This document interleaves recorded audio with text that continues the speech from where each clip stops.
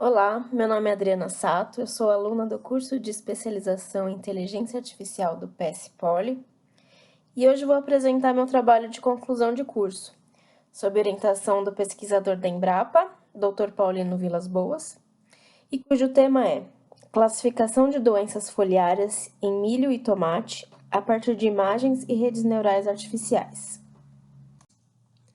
O agronegócio é um dos principais pilares da economia brasileira.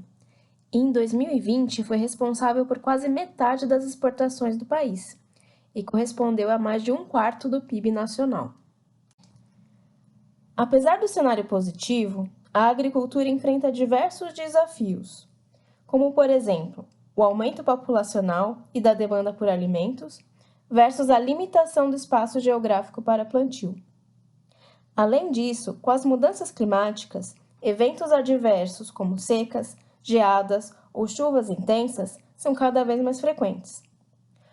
Outro fator de preocupação, que também é um dos temas do trabalho, é a ocorrência de pragas e doenças.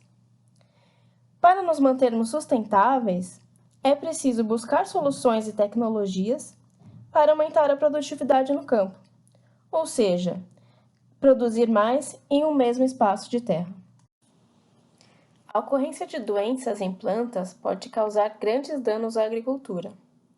Na década de 90, por exemplo, o Brasil enfrentou uma severa epidemia de um fungo, popularmente chamado de vassoura de bruxa, que reduziu cerca de 60% da produção de cacau na Bahia. 10 anos depois, um outro fungo, causador da doença de cercosporiose, levou a perdas superiores a 80% em lavouras de milho no estado de Goiás. Já quanto às perdas globais, segundo o estudo de Savary e outros em 2019, as estimativas de perdas devido a doenças e pragas giram em torno de 20 a 30% para as principais culturas consumidas mundialmente, como soja, milho, trigo e arroz. Quando uma doença ocorre, é importante saber identificar suas causas para selecionar o tratamento mais adequado. Pensando em desenvolver métodos rápidos e de baixo custo, alguns trabalhos foram desenvolvidos para estudar a possibilidade de usar aplicativos de celular para a classificação de doenças foliares. Em um dos primeiros trabalhos consultados, Morant e outros, em 2016, utilizaram redes neurais artificiais para a classificação de doenças em folhas em diferentes espécies. Eles utilizaram o conjunto de dados Plant Village, também utilizado no meu trabalho, e testaram as arquiteturas de redes AlexNet e GoogleNet. Eles treinaram os modelos utilizando o GPU e a plataforma Café. Ao final do trabalho, o melhor resultado foi com a rede GoogleNet, com Transfer Learning, e que atingiu a acurácia de 99,35%. No entanto, ao realizar testes com imagens de outras fontes, a acurácia foi somente de 31%. Já Shen e outros, em 2020, utilizaram a rede VGG, que conseguiu atingir a acurácia de 91,83%. No trabalho de Wahid e outros, a rede DenseNet foi usada para classificar imagens de milho e obteve a acurácia de 98%. O objetivo do meu trabalho foi desenvolver um modelo de inteligência artificial capaz de classificar folhas saudáveis e não saudáveis a partir de imagens de folhas de milho e tomate. Na primeira parte, foram desenvolvidas e testadas diferentes arquiteturas de redes neurais artificiais, utilizando o conjunto de dados Plant Village. Na segunda parte, utilizou-se um conjunto de dados externo para avaliar a capacidade de generalização dos modelos. Quando uma planta é cometida por uma doença, ela pode sofrer distúrbios que afetam sua estrutura e crescimento. Em muitos casos, os sintomas se manifestam nas folhas, como alteração de pigmentos, aparecimento de pústulas ou lesões. Neste trabalho, utilizei uma parte do conjunto de dados público disponibilizado pela plataforma online Plant Village. O conjunto foi criado justamente com o intuito de incentivar a pesquisa e desenvolvimento de algoritmos para a classificação de doenças em plantas e possível uso em aplicativos de celular. O conjunto completo é composto por mais de 54.000 imagens coloridas, com resolução de 256 por 256 pixels, contendo folhas de plantas de 14 culturas e 38 classes diferentes. Para o meu trabalho, selecionei apenas as de milho e tomate. Nas imagens, podemos observar que as folhas foram retiradas das plantas e fotografadas com fundo neutro, de cor cinza ou preto. O conjunto de dados extra foi utilizado para testar a capacidade de generalização dos modelos. Ele foi criado por Wisner-Hanke e outros para estudar o uso de redes neurais para a detecção da doença Northern Leaf Blight, cuja sigla é NLB, em plantações de milho.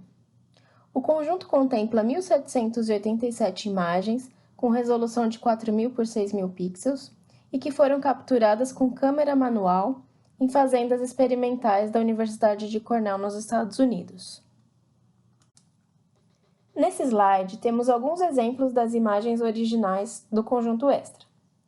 Podemos ver que elas foram tiradas em condições reais, e diferentemente do conjunto do Plant Village, o foco não está somente nas folhas. Então, as fotos contêm outros elementos, como caule, solo, pedras e outras plantas.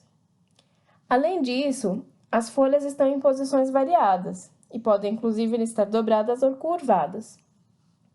Para deixar as imagens mais parecidas com as que usamos para o treinamento das redes, eu utilizei a biblioteca OpenCV em Python para processá-las. O conjunto de dados possuía, além das fotos, um arquivo CSV, com as coordenadas das lesões das doenças. Eu utilizei então essas informações para recortar as imagens.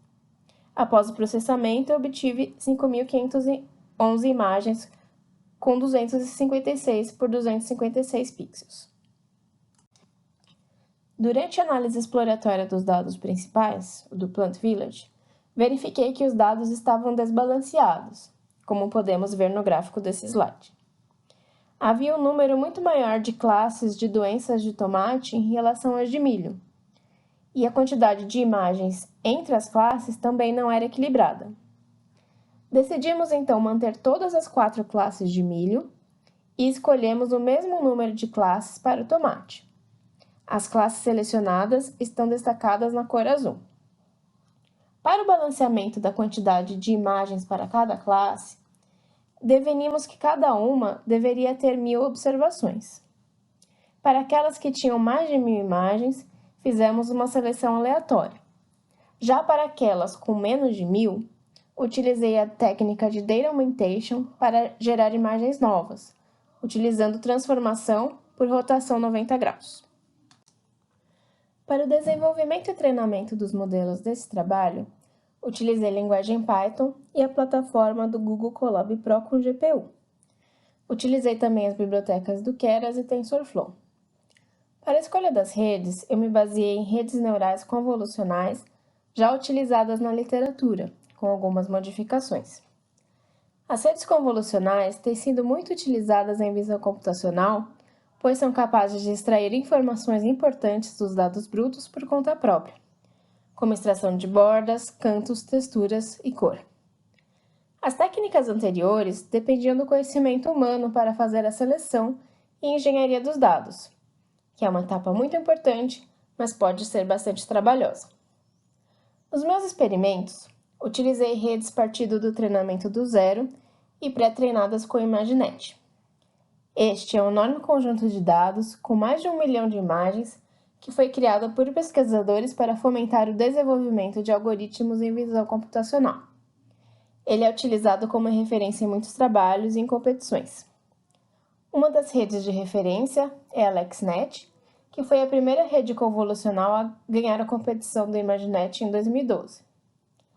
Outra rede de referência foi a VGG, que ganhou a mesma competição em 2014 e também foi utilizada em problemas de classificação de doenças em plantas. Essa tabela contém um resumo das redes testadas durante o trabalho. No total foram 8 redes. Além de variações da VGG16 e AlexNet, testamos também a rede DenseNet devido a resultados positivos em outros trabalhos de classificação de plantas. De forma geral, as variações realizadas foram quanto ao número de épocas de treinamento, learning rate, número de camadas, utilização ou não de dropout, de data augmentation e transfer learning. Esse slide mostra a arquitetura da rede 1 como exemplo. Como o conjunto de dados usado nesse trabalho é um conjunto reduzido do Plant Village, pensamos em testar uma versão simplificada da rede VGG para reduzir o risco de overfit. Na nossa versão, mantivemos apenas os 3 primeiros blocos de camadas convolucionais. Os dados de entrada são as imagens com dimensão de 256 por 256 pixels, com 3 canais, pois utilizamos imagens coloridas. A rede tem 3 camadas convolucionais, cada uma seguida por uma camada de max pooling. Para as camadas convolucionais, foram utilizados filtros 3x3 e na de max pooling de 2x2. Após a última camada de max pooling, há uma camada flatten e, finalmente, 2 camadas densas, sendo a última camada com função de ativação softmax com 8 saídas, pois temos 8 classes. No lado direito superior do slide, temos uma imagem de exemplo de milho com a doença NLB. Na parte inferior, temos os dados de saída da primeira camada convolucional para esta imagem, e que foi responsável pela extração de características, como bordas e textura.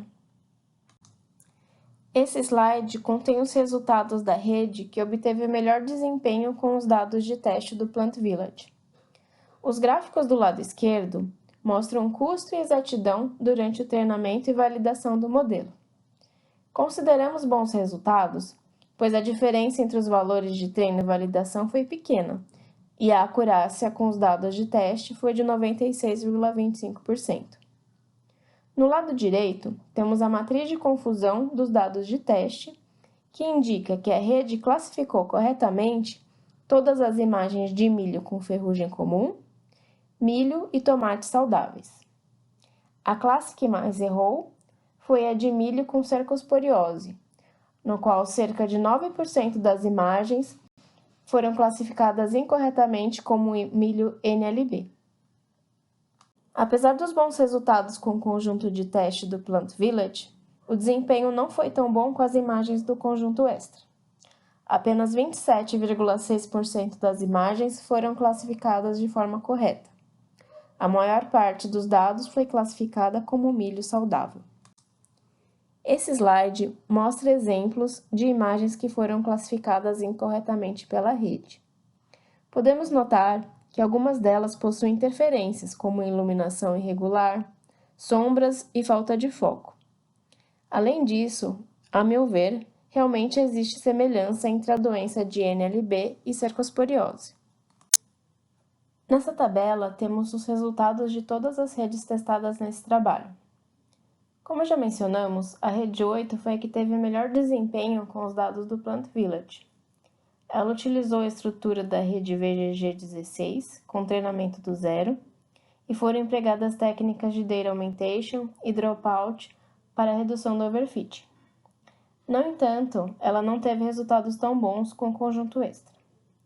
As redes 1, 2, 3 e 5, apesar de pior acurácia de teste com os dados do Plant Village, conseguiram classificar melhor o conjunto extra do que a rede 8. Elas conseguiram classificar corretamente entre 30% a 43% das imagens. Com o intuito de obter resultados melhores com o conjunto extra, realizamos um teste adicional, a rede 9. Utilizamos a mesma arquitetura da rede 8, que foi a que teve o melhor resultado com os dados originais, e a diferença foi que substituímos 50% das imagens de milho NLB pelas imagens do conjunto extra. Desta forma, a rede foi exposta a imagens em condições variadas. O resultado: nós tivemos uma acurácia de teste de 95,18% e nos dados do conjunto extra, das 5.511 imagens, 88,04% delas foram classificadas corretamente. Resultado muito melhor do que obtivemos anteriormente. Ao final deste trabalho, concluímos que é possível utilizar redes neurais para a classificação de doenças em plantas. Mas estudos futuros são necessários para melhorar a capacidade de generalização dos modelos. O conjunto extra que conseguimos encontrar tinha apenas imagens de uma doença. Seria interessante testar com as demais também.